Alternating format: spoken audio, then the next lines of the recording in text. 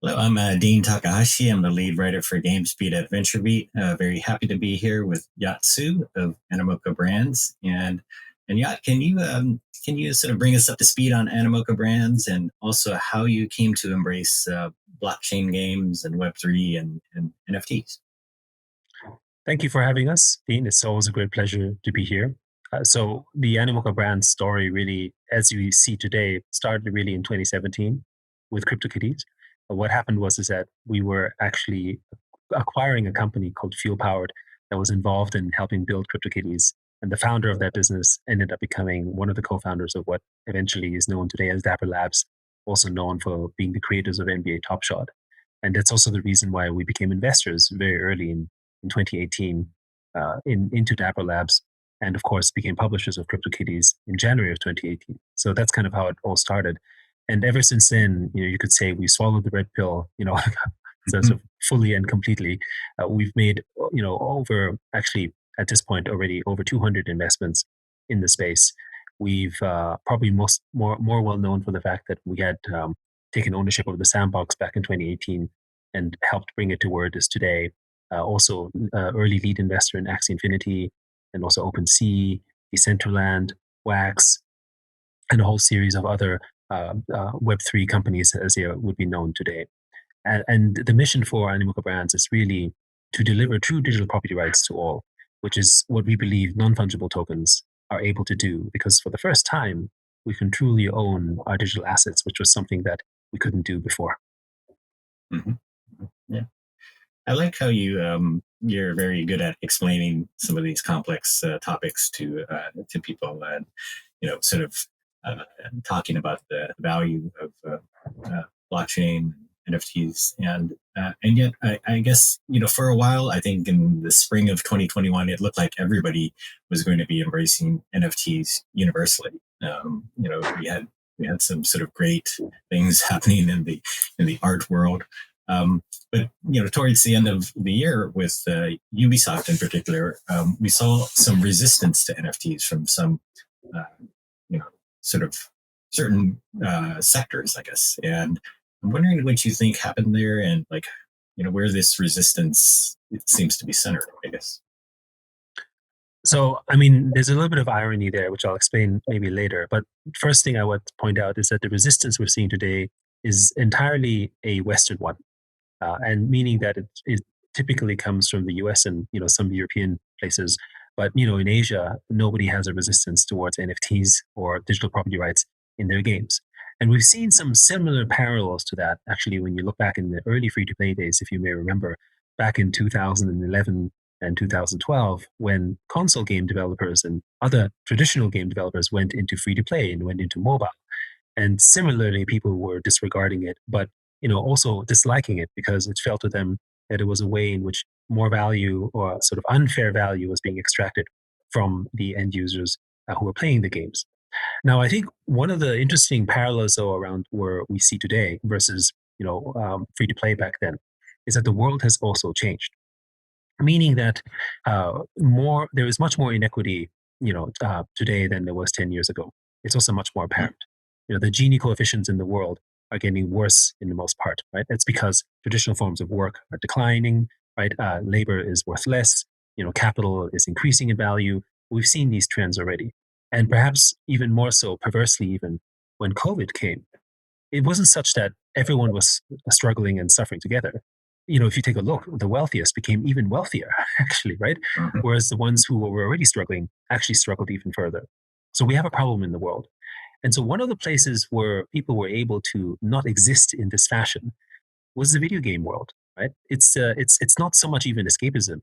It's actually a reality, and it's a reality that is real to the people who are there because the communities are based on a kind of equity, right? I'm based here on skill, or I'm based here on ability. We respect each other. I don't care if you're the CEO of a giant company or if you're a high school teacher. We can all be together, and we can be friends here.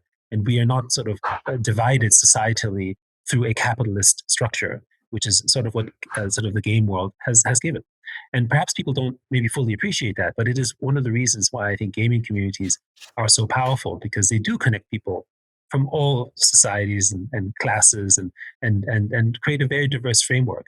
I may not know Mhm. what you look like physically, but I enjoy being with you in the online world. And perhaps, we've seen today many friendships were born this way, maybe even marriages and strong relationships that have generated from that. I remember one of the earliest forms, World of Warcraft, where some companies would be looking towards leadership qualities based on whether you could manage a guild. and, and I think there's some very interesting parallels around this. So when people came in and talking about NFTs, one of the sort of narratives that kind of went a little bit sideways was the value one, because NFTs do have value, of course, because they are like property. But what it sort of the conversation came more like, oh well, if these assets are worth hundreds of thousands of dollars, like a lot of people started obsessing about the value of these things, which some are very valuable, like land in Mhm. Sandbox or Bored Ape, for instance. It immediately started translating into, well, wait a second, does it mean that this type of value, this type of cost is now going to come into the world of games? Is it going to sort of enter our universe? Is it going to threaten the space in which, I can exist because now I can no longer afford, like the real world, where everything that I perhaps desire to have, I can no longer afford? Is the world of games going to come this way? And I think this is one which we think is not true at all, but has become a little bit of that narrative. And so all other things around it, like the conversations around the environment, conversations around Ponzi schemes and scams and all that, simply become ammunition for a narrative that really doesn't want to create a world where, the games world starts to mimic some of the inequities that we see in the physical world. So I think a lot of that reaction is coming particularly from the sort of, Western Yeah. parts of the world. Yeah, I think part of I guess, the expectation from the free to play sort of comparison is that eventually gamers came around and they embraced free to play, and it's more than half of all games, and it increased the audience for games by tenfold. Right? It's by any measure, free to play is a huge success, and Absolutely.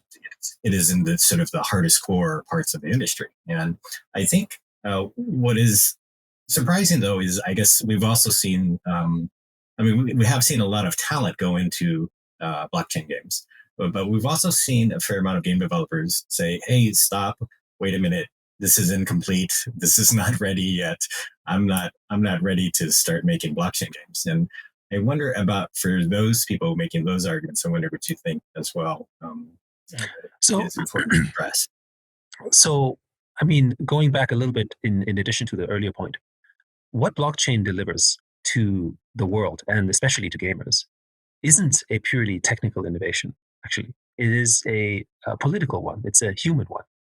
Meaning that is for the first time that the ownership of these assets are decentralized is actually the true revolution here, as it was, as opposed to, oh, we can do these, we could do all of these technological frameworks, and we can process data faster in a centralized manner. That's established. That's not in dispute. But the problem is, who owns the data, who controls it, who has the ability to switch the buttons on and off anytime they want. It's the game companies, right? How many companies change the rules on their players every day? What value does a player have spending in these games? It is none at all, right? And yet the gamers actually create value to the game itself. One of the criticisms that sort of blockchain developers or people from Web2 games who are looking at Web3 is the concern that the gaming ecosystems are going to become more financified, as it were, right? That it's going to be sort of perverted because it's going to be sort of all about money. Well, guess what? Your games are all about money anyway, right? Who's making all the profit? Who's being financified? In fact, you're being extracted as a player every day.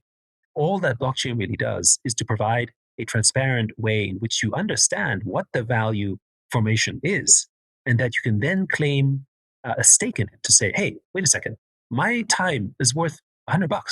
Well, if my time is worth $100, shouldn't you pay me something for that? Right? This is something we don't understand. And in fact, how many gamers today take a look at the corporate books of EA or Activision and see what profits they have and how profitable the company is? They play the games and they enjoy them, but they don't understand that these companies are making incredible amounts of money off of your time. And I think it's not, and even if you play for free. So I think this is something that is around financial education. Right? Gamers are not really financially educated, as most of the world is, right? It's not specifically to gamers. And so they don't understand. And the game developers themselves may also lack some of that understanding because they get paid a salary, they do good work for what they do. But their initial thinking isn't about how much do I contribute back to the user? What is my contribution to the players of the game? It is typically, what is my contribution to the company that I work for? How much money can I make for the company that I work for? Right. So that's one of the big mind shifts that have to take place. And I think once a game developer, no matter where he is, whether it's Web 2 or anything, starts thinking in the framework of, well, how do I deliver the best value to my players? How do I actually even make them money? I actually think it's an unbeatable argument because that's where you're offering them, whether you play for money, that's a different thing. But at least you know that you're offering them fair value for their time. What we're asking for is not that, you may necessarily make a lot of money. What we're asking for is that, game studios the world over are going to finally treat their players fairly and equitably. Mhm. Yeah, it feels like so much of this is really wrapped up in trust. And who do you trust? Do you trust the game developers to do what they say, or game publishers? Do you Right. trust in the NFTs, the technology, the currency, the cryptocurrencies? And yeah, it's very complicated sort of set of things to understand right now. But And you have some early examples of this. If you look at, for instance, Eve Online or Second Life, right? What's interesting is that both of these economies are already thriving in their own smaller way, in the sense that they're closed ecosystems where people can be trading these assets and these items. And we have other examples like Roblox, which is of course one of the biggest game companies in the world, that already do a form of sort of transaction sharing, if you will. The thing is, though, that all of those companies that I had just mentioned, it took them many years, in fact, decades in some cases, to prove that the trust that they built worked. With blockchain, you can start with trust on day one because at least you know that you can't alter and change what has been minted and what has been produced. You can also easily audit if you're trying to cheat the system. So, for instance, if any of those companies, like Roblox, were to make changes in the way that they, issue items, for instance, you wouldn't necessarily know unless Roblox gave a disclosure or someone felt it inside the game. But if it is done on chain, it is fully transparent. And it is this transparency that matters. The fact that, someone who has perhaps central power might be like a benevolent dictator, do the right things. However, there might be a few things where they go, well, you know what? If we just do a little bit here and there, we could make a little bit more money and nobody will know. And then they start to self rationalize and they go, oh, actually, if we do this and this, that's not too bad either. Look at the profit we just generated. And before you know it, this slippery slope is no longer just a slippery slope. It's just a pathway in the philosophy of the company.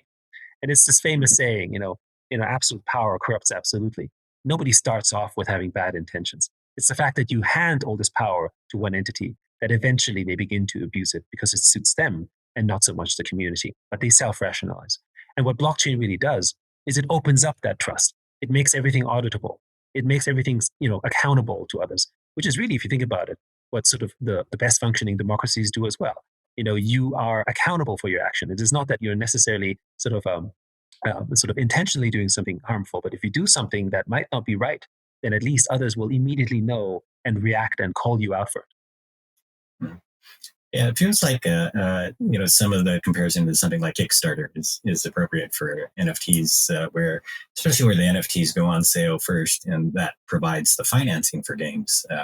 And I think because of the way that works, a lot of small game startups that embrace NFTs can hit profitability at a much smaller size than and smaller player base than has been possible in the past, I guess. And I guess the interesting thing then becomes: will they follow through? Will they make use that capital to really make the game they promised, the AAA games or whatever? And a lot of that seems like a waiting game, just to see how long it takes to gestate some of these AAA games. But I do wonder, how do we get from this sort of period of resistance to mainstream adoption? Like what's the magic that's going to happen Yeah. So, first, to talk quickly about sort of the Kickstarter comparison. I mean, there's many comparisons that are similar. I guess there's one difference though, which is that with blockchain games, you don't need to, as you mentioned, the scale and sizes you need for very large games to be successful because of the fact that the ownership economics are just greater than rental economics. And that's one of the big things about the business space that is so powerful here with NFTs. Whatever you purchase for $2, $10, or $20 is no longer just worth $2. It's potentially worth hundreds of dollars because there's a resale value attached to it to another player that goes into, or at minimum, you could rent it to another player and earn income from it. So in that sense, you have already a form of value that is there, and it grows the economies and it grows the size of that business. which means that you can now have successful indie game studios that might only have, maybe tens of thousands or hundreds of thousands of players, and that is just fine. This is one of the big issues about indie game studios is that unless you hit millions of players, you're unlikely to make any money. Right? And with this, we think there'll be a lot more diversity and a lot more choice that's coming into the space. Now, how do we sort of bring more adoption? There's multiple ways, of course, but I think starting from the game developers, and that indie game developers should understand that this is an incredible opportunity for them to create the games that they love.